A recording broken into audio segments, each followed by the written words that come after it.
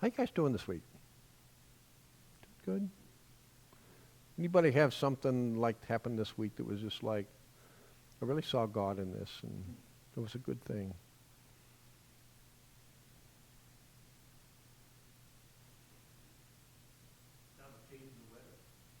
You did change the weather. Yes. Yeah. Seeing God at work in our lives. It's part observation, it's part discipline to see what God is doing in our lives and recognize the way that He works in our lives for whatever, in whatever way. The past several weeks, we've been studying Peter together, as you know.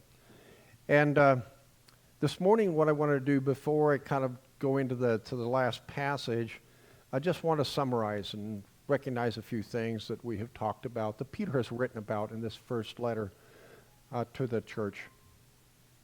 Peter writes, "In His great mercy, we have been given a living hope through Jesus. Not just a hope, not just something that has been written down. But remember, Peter saw the Lord after He was resurrected. And Peter, that changed his life. We who are believers have seen things happen in our life. We've seen God work.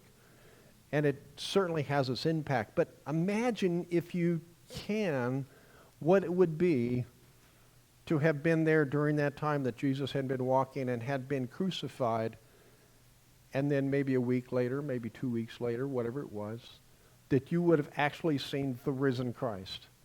I can't help but think that it would it'd blow our minds. How is this possible? This isn't supposed to happen this way. And Peter says we have been given a living hope because Christ was resurrected. He says, even though we will experience suffering and trials, we sometimes, and we've mentioned this before, I've mentioned this over the last couple of weeks, there are times as believers we tend to think that because we have given our life to Christ, because we have said, You're the boss of my life, and I recognize my fallenness, that somehow God will protect us, will put this hedge around us, this covering over us. And He does give us a covering, but not from everything that can happen to us. We tend to think that we're going to live this charmed life. I don't know if you ever felt that or not, or have experienced it, but maybe you notice it more when something happens and you're a little surprised, like, how could this happen? Well, it kind of reveals that attitude that as a believer, we tend to think that God's going to protect us from anything going wrong, and such is not the case. But He tells us that the way that we respond in the midst of suffering, in the midst of trials, in the midst of stuff going wrong, it reveals our faith. It reveals where we are in our maturing as a believer. If every little thing like throws me sideways, I've got some growing to do. If I can walk through some of that troubled water and not really be knocked out by it, it shows that I'm beginning to understand that the depth of God's love is not necessarily demonstrated to me through the fact that nothing goes wrong, but rather in the way that He walks with me when stuff does go wrong. And therefore our response in suffering should be to honor Him, to honor His grace by living holy lives and by loving one another deeply. So what Peter is writing to the church is they're struggling. And what they're struggling is much different than what we're struggling, right? We're struggling with a culture that's changing on us.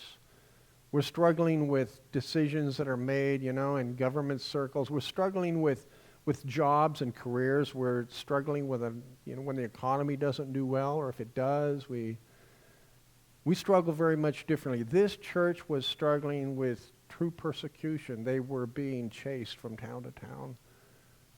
Churches were being ravaged. People were being carried off, arrested.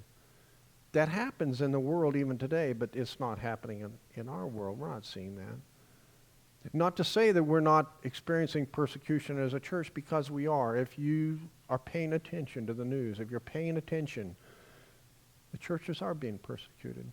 Pastors are being told what they can preach and not preach. Like, is that possible? Yeah, there are cities where pastors are being called on to turn in their manuscripts for their messages. That the councils and the city councils and mayors I want to see what you're preaching about to see whether or not it's offensive. Like, is that possible? Doesn't seem like it ought to be, but it happens.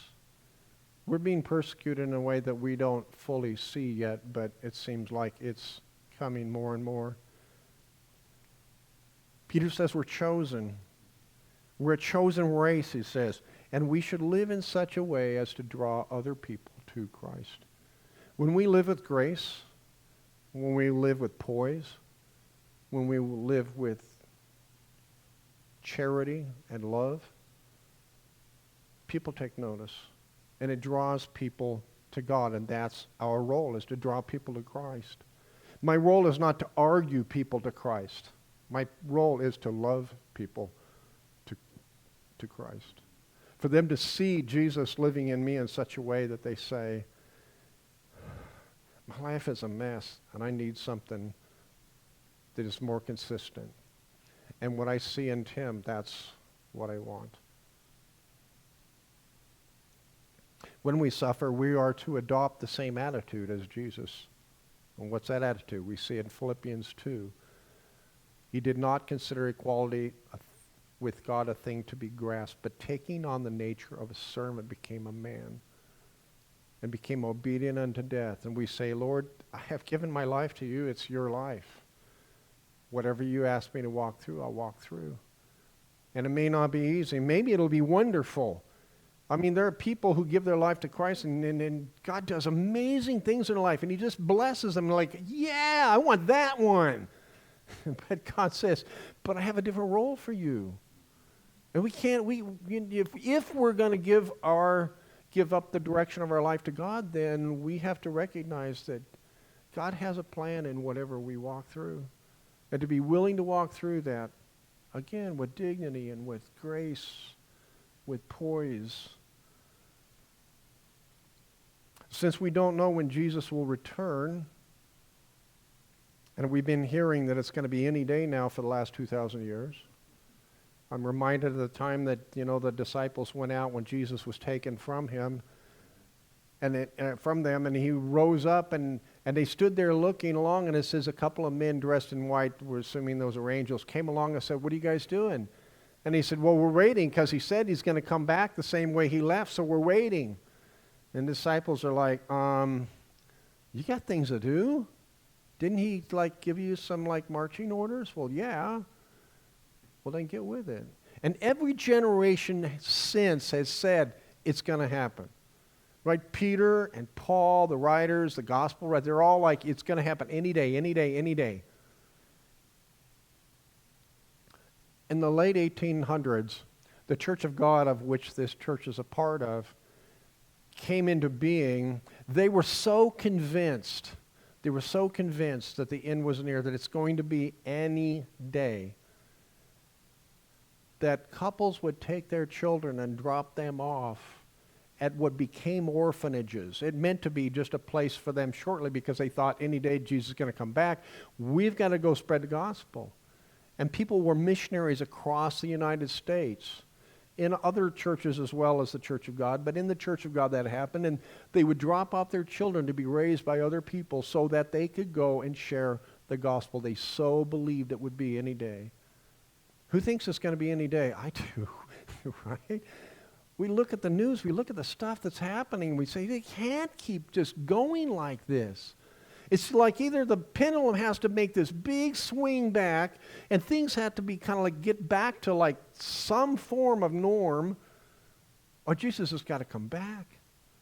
And we read the scripture and we say in the last days this will happen and this will happen. And so we there's a lot of stuff there.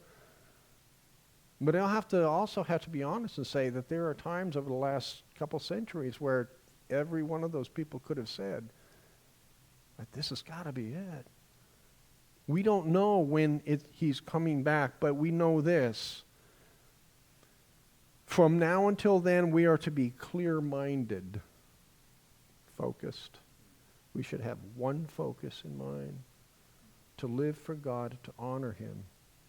And as we do, to serve one another. And Peter uses this term 2 times in the same letter, to love one another deeply. Peter says twice. Love one another deeply. Truly, truly care about one another. And love is what? It's what you do. It's not what you feel. It's what you do. It's what you do. It's not what you say. It's what you do. Love is what we do. And Peter says, love one another deeply. And then he warns us. He says, the enemy is prowling around like a roaring lion, so resist him. When you see the devil getting in your business, when you see him working stuff up and bringing stuff up and life is getting hard, like just being honest, there's only a couple of you here this morning, so I'm going to be honest with you. If we had visitors, I wouldn't do this, but we don't have visitors. I would say, like, what's going on the last month? Right? I mean, we're like 16, 18, 12. Is it even possible that the enemy, like, brings stuff up in people's lives and they have to be gone and so we become discouraged? Is that possible? I mean, there's not a devil behind every rock, I don't believe that, but I do believe that the enemy is out after us. And if he can kind of whittle away people a little bit, and it's not like they're gone, but they're not here, right? I mean, I don't know where they are, but they're not here. And it's just like life takes them out. I'm sure if we got our list out and Larry was to get out the list and we were calling everybody on that we have on our list, some 30 people, they would say, no, we're part of the church. We're part of Crossroads. Count on us. But I'm looking around and I'm thinking, the enemy works lots of ways to discourage us. Resist him. What we see right in front of us right this minute is not truth. It might be reality at the moment, but it's not truth. The truth is God loves this church. God loves Crossroads. He loves the people that are a part of the church. He values all of you deeply. And I believe that God has this amazing plan for this church. I believe that the more that we see any kind of discouragement, the more true it is that God has plans. That we're supposed to keep going, because it's, remember the story of the Donner Party? They were headed over, to California. You know that they got stuck in the snow and they stopped. If you've ever been there, you will notice that they're about 5 miles from the absolute summit. And once you crest over the summit and start down on the California side, it warms up quickly. Had they just gone another day or two, they would have made it. They gave up. They became discouraged and they gave up. We're supposed to resist the enemy. And Peter then finally closes out the last couple of verses that we have covered by saying that there are not very many things in our life that matter. There are things that matter, but a lot of what we think matter don't really matter. And he challenges us to focus on the things that do matter. What isn't that matters? He closes with verse 12 to 14, which I'm going to read for you. With the help of Silas, whom I regard as a faithful brother, I have written to you briefly, encouraging you and testifying that this is the true grace of God. Stand fast in it. She who is in Babylon, chosen together with you, sends her greetings, and so does my son Mark. Greet one another with a kiss of love. Peace to all of you who are in Christ Jesus. If you were preaching those couple of verses, where would you go with that? Right? If I gave you those verses, I said, Graham, I want you to teach this Sunday, and you got these 3 verses to teach. Where would you go with that? What's in there? Actually, some really good pearls. Let me share with this. Peter demonstrates in his closing that the things that matter most are people. People. The things that matter most in our life and as a church body, the things that matter most to God are people. The stuff, God created the world and all is in it, you know, in like 6 days, bing, bing, bing, and he can create it again and whatever. It's the people that are the crown of his creation, the joy of his heart. I would challenge you for a moment just to think about the people in your life and how they matter to you. The influence that they have had and the influence they are still having in your life and on your life. Whose presence means the most to you? Whose presence, whose life, whose presence means the most to you? Because there are people in our life that are so important that if they're taken from us, it can be devastating. Yes? Whose life are you missing today? Whose presence are you missing? I know who Larry is missing this morning. But above that, who are you missing today? Who has been in your life and touched your life, impacted your life in such a way that has made you who you are? God designed it to be that way. We impact one another. We are interrelational. And we have this integration with one another. And we help each other become who we are. We're not self-made. We don't just spring up becoming this. We are acted upon through our relationships with others, and it changes who we are. When I was young, about 5th grade, I remember that my stepdad had back surgery, and he was not working for several months, and I know that things got really tight. Now, as a kid, you don't necessarily know a lot of stuff at that age, but I did know that one evening, somebody from the church, Sylvia, who's like a second mom to me, Sylvia pulled up with a station wagon, and the back of it was packed with groceries. And we thought it was like Christmas. I mean, us kids, we're going out. Mom says, come out here. She's all crying.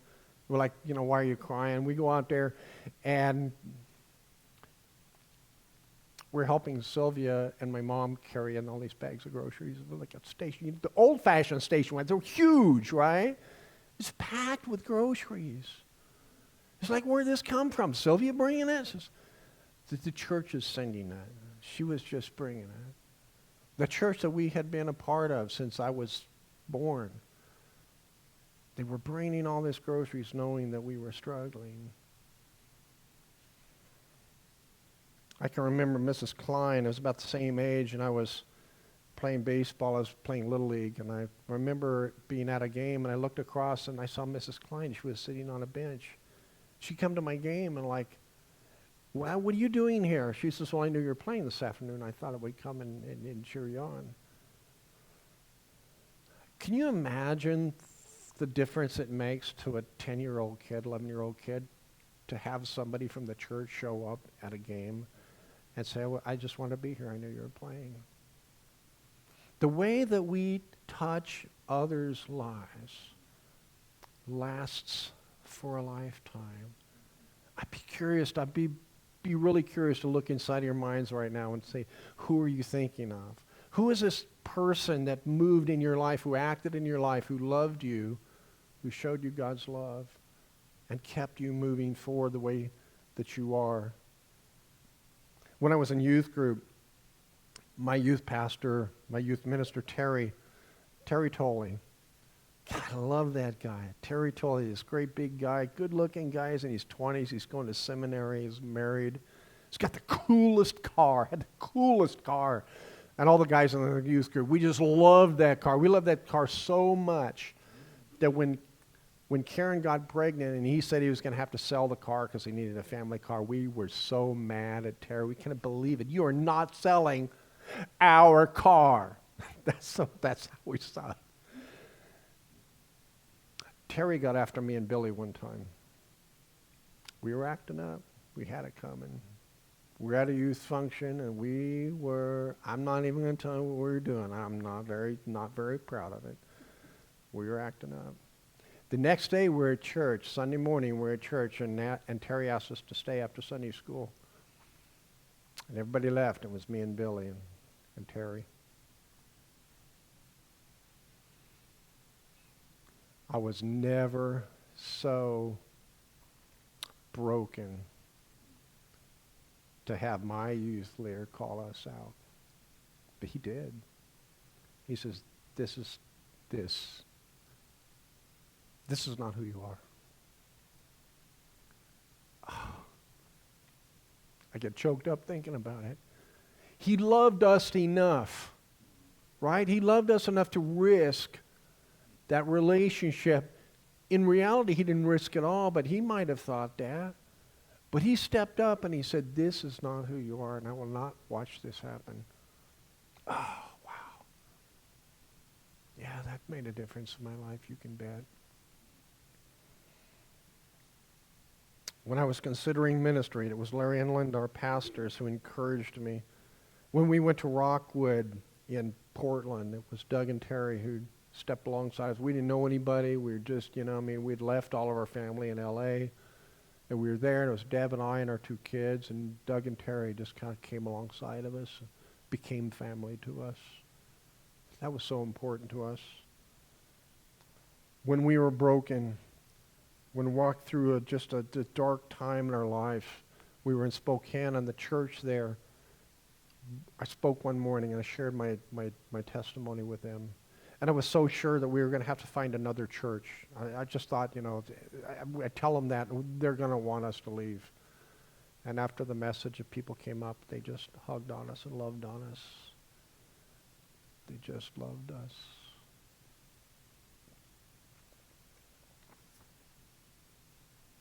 When we followed God's lead and we came down here, you guys embraced us. You did. We have good friends here. People that I get to meet with every week. People who just encourage us. And we're so thankful. See, the church is not a building. Church is not a building. In the community, this church is known as the Little Blue Church. I don't know if you're aware of that, but it's known as the Little Blue Church. In fact, I was somewhere this week. I don't know who was with me, but we were talking about, where we were from, and they're kind of like, and I says, yeah, it's the Little Blue Church. Oh, I know where you're talking about. The Little Blue Church. The church isn't the building. The church isn't the name. It's not Pioneer Park Church of God. It's not Crossroads or whatever. It's not that. And it's not the denomination. The church is you. The church is you. The church is me. It's the people. It's the people that God called to walk with Him, and we do it together. And it's so huge. People whose lives have been impacted by the cross and whose love of Jesus, because He sees us for who we are, and yet He forgives us and He loves us and He leads us. The church is the people. In Acts 9, the first couple of verses, Paul is on his way to Damascus with letters to destroy the church. He's going there to throw people in prison. He's there to do anything he can to stop this thing. Because after all, this whole Jesus Messiah thing, it's a big lie. It's big, it's anathema. He's got to stop it because he loves God. I believe he does. He loves God. He's misinformed. He doesn't get it, but he loves God. And to serve God, he's going to put a stop to this thing. And it says that he was riding along and there were guys with him. And as he rode, it said the light from heaven shone down, knocked him off his horse. And Jesus spoke to him. You remember what Jesus said?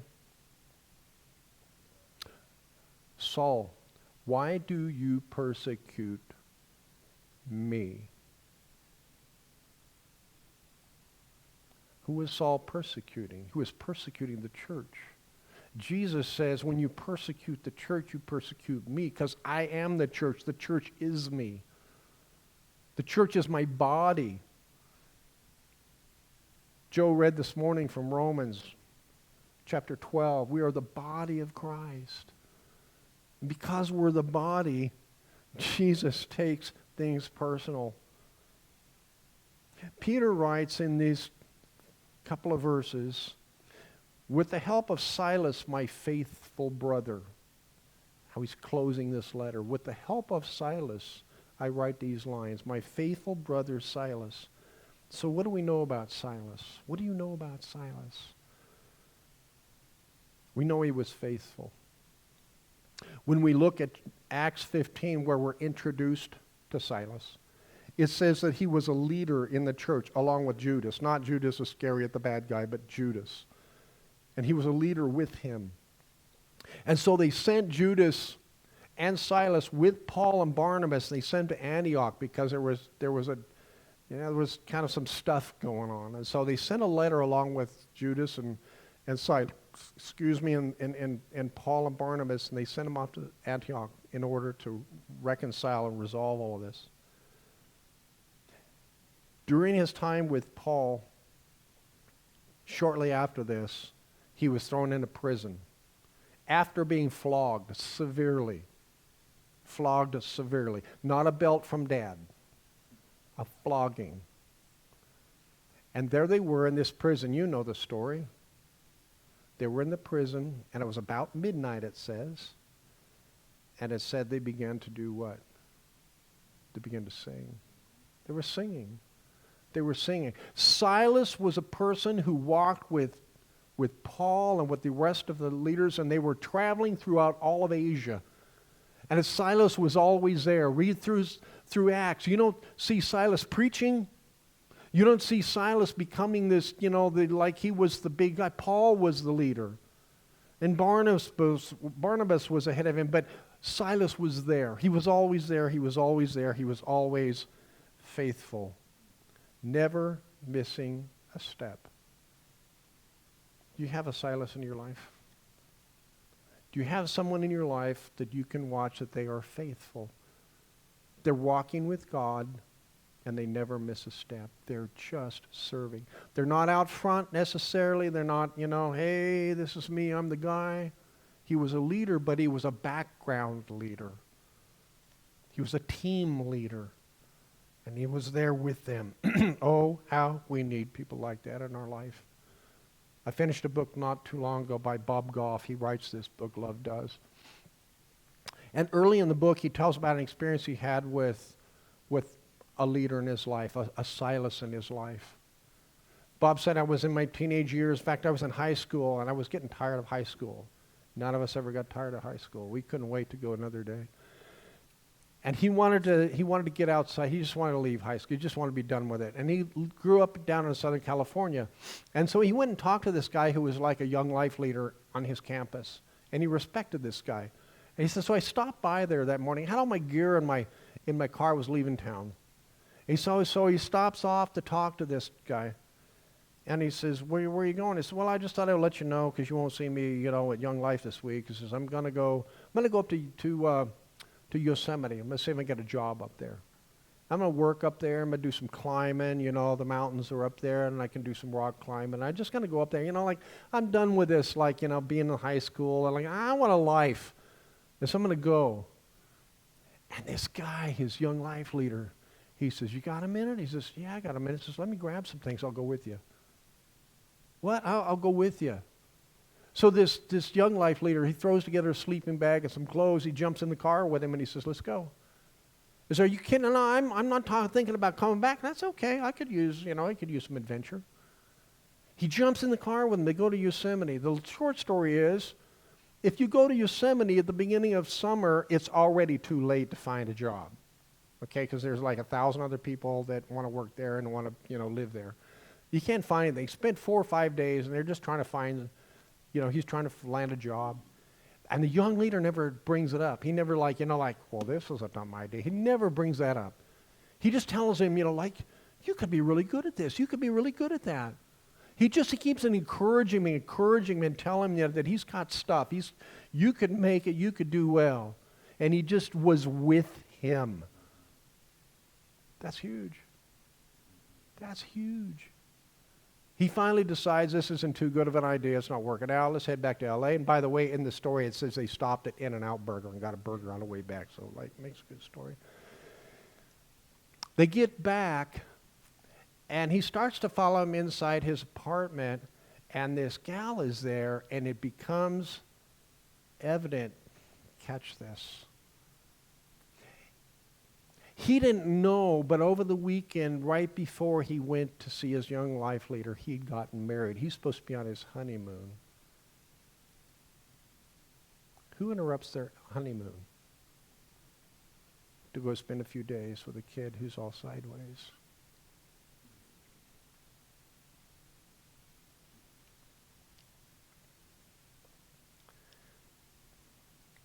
The last couple months, on a Saturday morning, the last Saturday of the month, I've gone to help deliver food with the food bank guys. I've seen a lot of loneliness. I've seen an immense amount of loneliness. People who are shut in, people living in a little apartment all by themselves. We have no lack of opportunities to be the church. We have no lack of opportunities. There are people all around us who are lonely, who have no idea what it means to be loved, who have no idea what it means to be loved by God.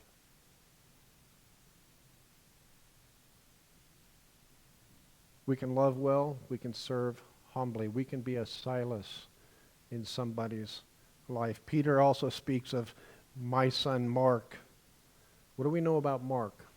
Did you know that Mark had two major failings in his life? Those are just two that we know about, but he had two major failings in his life. One we can find in the book of Mark, in the 14th chapter, where we find that in the garden, as Jesus was being arrested and people were fleeing, there was a young man there who they were chasing, and he left behind his cloak and ran away naked. And to a person, the scholars say, that's Mark. That's Mark letting us know that he was there, that he was part of the story. But he fled. Out of fear, he fled. When Jesus needed him most, he fled. And later on in the story of Paul and Barnabas, we find that John Mark was with them. But they got to Pamphylia, and when they were Pamphylia, things began to get hard, and it says that Mark took off and went back to Jerusalem. And then about a chapter later, Paul and Barnabas are talking about the next missionary tour. And Barnabas wanted to take Mark, and Paul said no, because Mark failed us. He ran scared.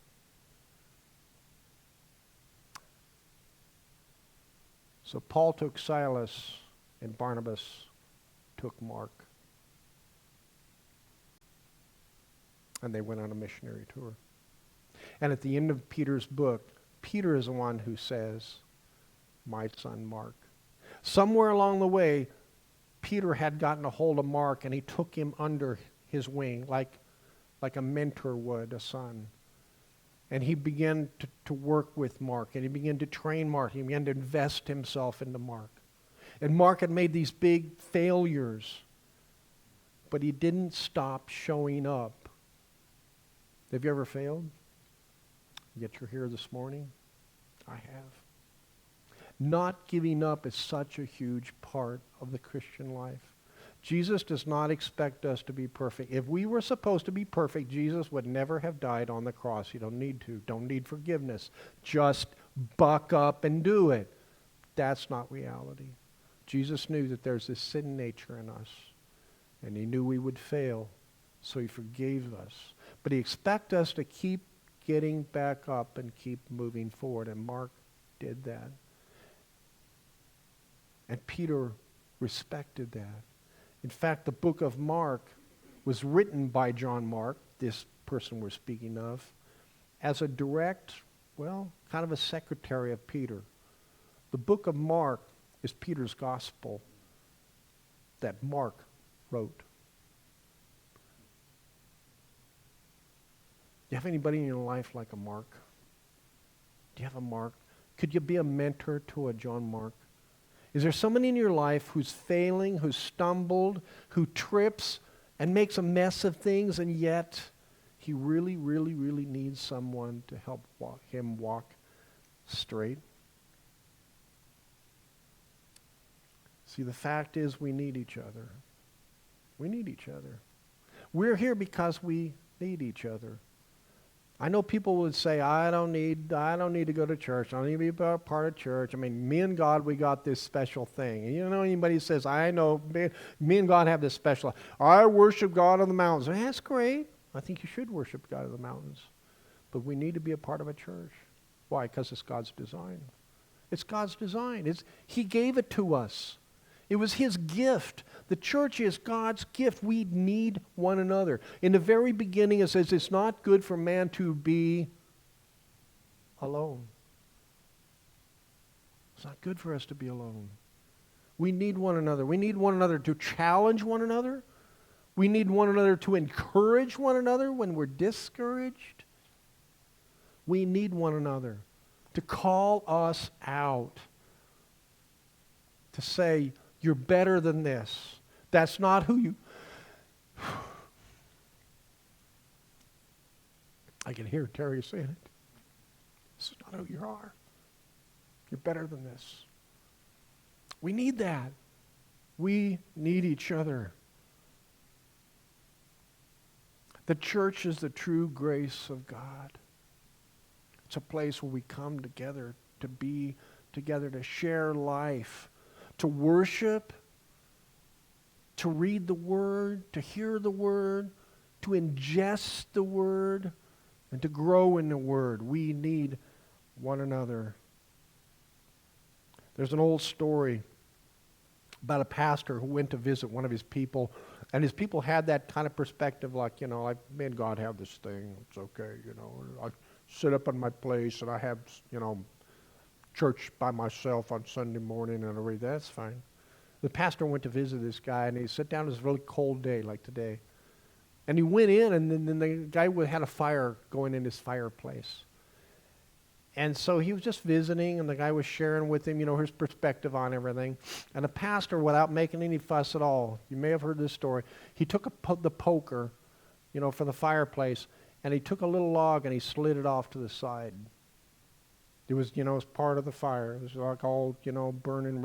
He took it and he just slid it off to the side. That's all he did. He didn't say anything more. He just listened. This guy began to continue to explain how, you know, it's like, you know, I have my special quiet time with God and da-da-da-da-da-da. And over time, you know what happened. The log went cold. The log that once was on fire, the log that once was combined with the other logs and was providing heat and energy, had now grown cold and gone out. We need each other. We're better together. We're better together. We are. Peter ends with, greet one another with a kiss of love. Because that's to be the character of the church. That's supposed to be who we are. I don't mean necessarily literally kissing one another. We don't want people like, oh, that's the weird blue church. I don't mean that. But we're supposed to love one another. That demonstrates the love of God. People are drawn to that. They really are. People really are drawn to that. If we just love well. And this church does. It does love well. That's one of the things that impressed me from the first time that I was here. You guys love each other really, really well. So let's continue to encourage one another. Let's continue to live for His honor. Share with your neighbors, share with your friends, share with anybody that you can. Share with a person when you go to have coffee on Wednesday morning and the waitress comes and brings you a cup of coffee. Share with her God's love. That's important. People need to see God's love. They need God's love.